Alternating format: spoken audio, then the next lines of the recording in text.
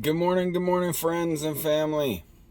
I'm coming to you today from the inside of a 2021 Model Y. We have all but actually sent the money in to purchase a new Tesla. What I mean by that is we decided, or I found out rather, that you can do a overnight test drive.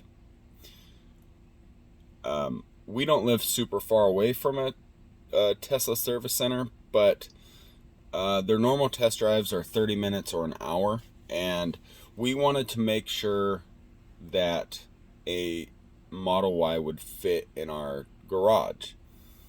And I know what some of you might be thinking, that you can just look up the dimensions and use a tape measure, and as long as you're not an idiot, you should be able to see if it fits. Well, I did that. While my wife was out of the country, I pulled her Prius out of the garage, put my Model S in, and I measured it out.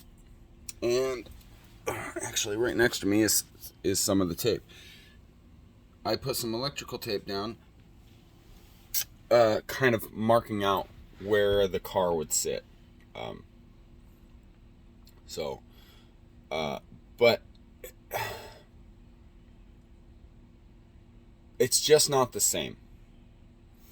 And what I mean by that, or what I'm getting at, is this: there's things to consider.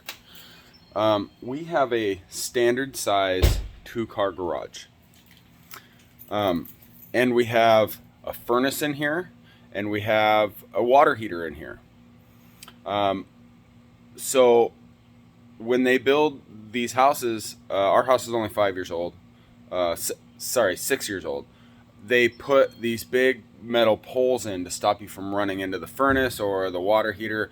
There's a bucket on this one, but see, and that's, I mean, it's, my car's not super close, but we also have a freezer in here.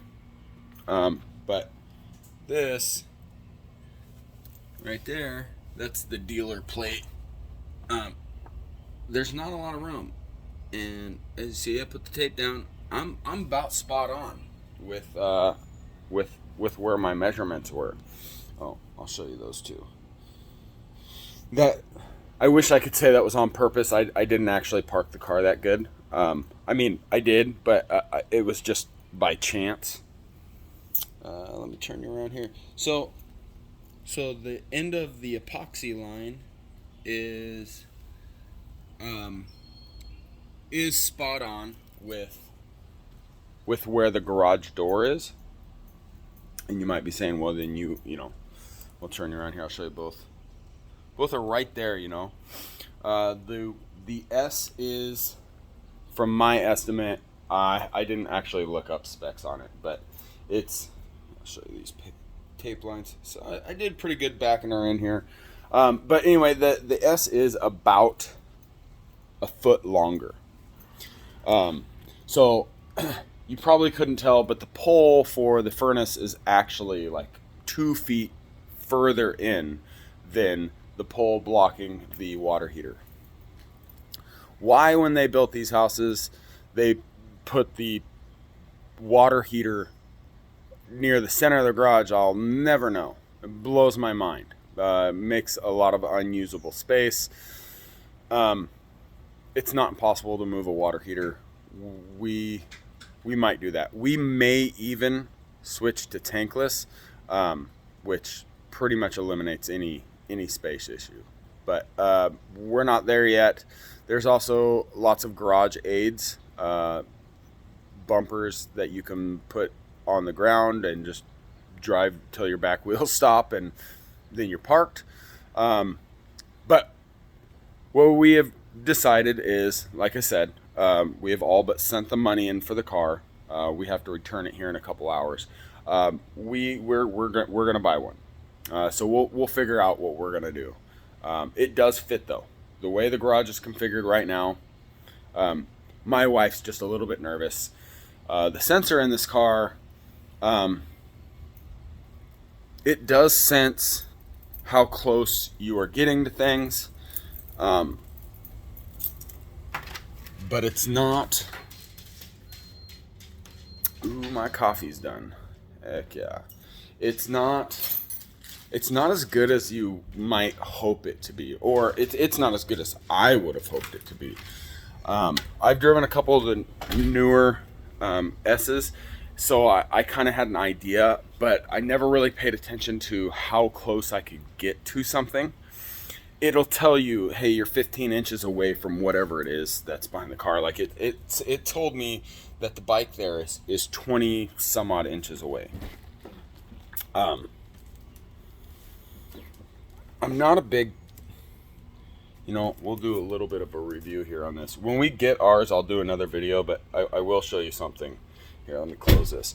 So these door handles are kind of dumb because you got to push it here and the door handle pops out, but trying to, like, how, you want a door handle to be able to grab to open the door. So when I have two hands, I just kind of stick my finger up here and pull it out, but I'm using the phone right now, so is what it is. Anyway, let me hop in here and I'll show you what I'm talking about. So, yeah. Want the key there. Okay. So, when I pop it into reverse, it shows everything pretty good. Obviously, it's glowing red because of the brake lights. So, all it says is stop. We're not quite ready to leave yet, so I'm not gonna pull it out and show you how that process goes. When we get our car, I will make another video. Sorry about all the shaking. I'll make another video and kind of go over that and show what it's like bringing the car in and how the sensors are working. I'll make a video while my wife is driving and we'll kind of go over some things. The frunk is deceivingly small. What I mean by that is I'm kind of pampered having the S. My frunk is huge. It's big enough for me to get into. The frunk on this is, you can fit a little bit of groceries in there and that's about it. We're not really trying to buy a grocery getter. And if we need that, we can use my car. This car it's pretty nice on the inside. I like it a lot. I drove it. I don't know. I drove it for a little bit yesterday. So did my wife. The panoramic roof is fantastic. I've driven an S that had it, so I kind of already knew about it, but every time I get in one of these cars, you can kind of see it behind me. I know it's not, they got some tape left over on theirs from something. But it really is something to kind of just, it's a wow factor. It's pretty intense.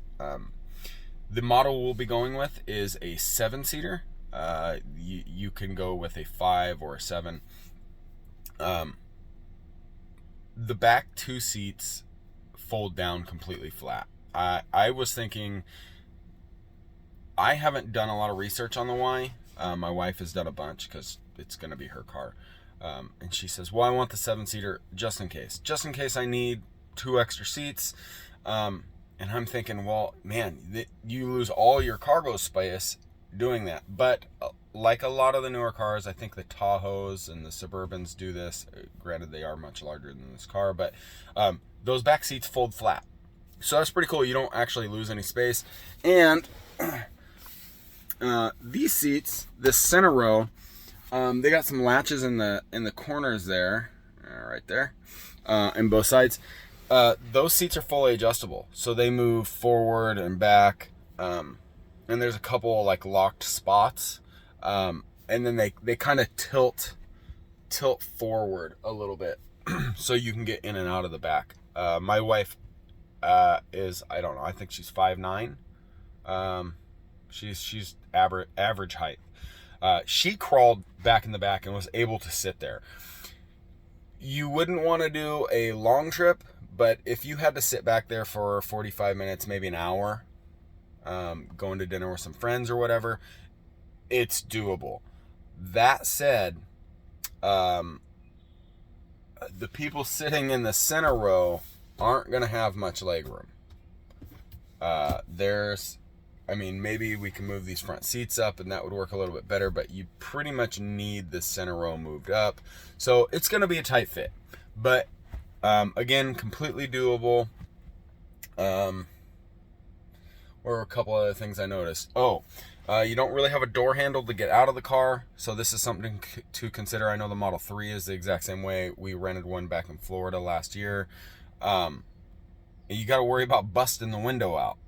If you're unaware, talking about this button right here is, you have a latch first off right down here.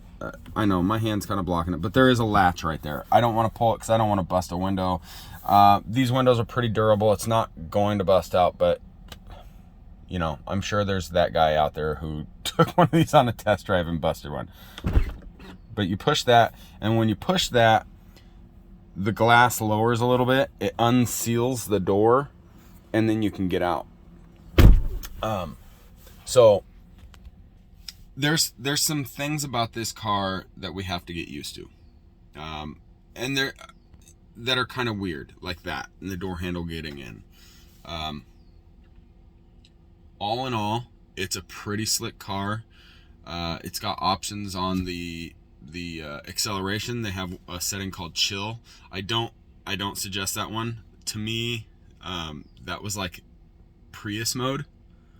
We're going from a Prius to this car, and when you step on it, put your foot all the way to the floor, it's really reminiscent of being in the Prius. The Prius has a power mode, not even in power mode. It's like regular Prius. You're like, come on, let's go. Standard is, it's the move. It gets up and moves just fine. It's not quite as quick as my car, but it's plenty fast. This car also has an option. We're kind of toying with it. We probably won't go with it, but you can tow with this car up to 3,500 pounds. That option is another $1,000. So, yeah, it's got some wireless charging for your phones, which worked pretty flawlessly. It's got 2 amps, a sub. These are all things that just kind of come standard in these cars. We are going to go with the white. Before I forget, and I'll probably talk about this in the next video once ours shows up here in a few weeks. The mirrors, the side mirrors, switch around right here. It's pretty stubby. You can see enough out of it, but I really wish that on this corner of them, they were a little bit longer. Maybe that would change the look of the car too much. But the other thing is the view you get from this, it's just not really showing up, and that's unfortunate. You can kind of see it. That center mirror is tiny, and you have such a small field of view there. I could see how that would be a deal breaker to some. Anyway, this video ended up being a little bit longer than I wanted. That said, these cars are great. If you can afford the payment or have the cash to buy this, I would say do it. They've gone up $1,000 over the last month while my wife was out of the country. It was 2 times. It went up $500 each time. The other time was yesterday, maybe the day before. Like, we're kind of kicking ourselves. We could have saved $500. But I will put my Tesla code in the description.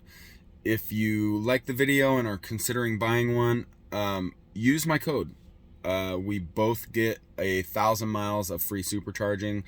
If you've watched my first video titled "So You Are Thinking About Buying a Used Tesla," You'll know I don't really use the superchargers that often, but I definitely don't mind keeping it in my hip pocket if I am out on a longer drive and I can't get home to charge. It is nice. Supercharging's still pretty cheap, but you know, if you can save a couple bucks here and there, use my code, order yourself a Tesla, and it helps both of us out. So anyway, until next time, friends, stay positive, help somebody out, and go buy a Tesla. They're pretty cool. Oh, I will end with this. Their lease options are ridiculous. They have a 10, 12, and 15,000 mile range. So like how many miles you can use per year. The 10,000 miles, if you drive 10,000 or less, to lease this car was $75 a month. That's ridiculous. I've never seen a lease that I thought I was willing to do. I've always modded cars in the past. I haven't changed anything about mine. So, well, I guess I tinted the windows. But other than that, like, that's ridiculous. The 15,000 miles was $315. So, I mean, there's a pretty hefty down payment, but man, their lease options are ridiculous. Like, it's actually feasible. So, anyway, look for the next video. I'm sure it'll be titled something about we finally bought a new one. I don't know, something. I'll figure it out when it comes to that time. Anyway, thanks for watching. Till next time, guys, stay positive.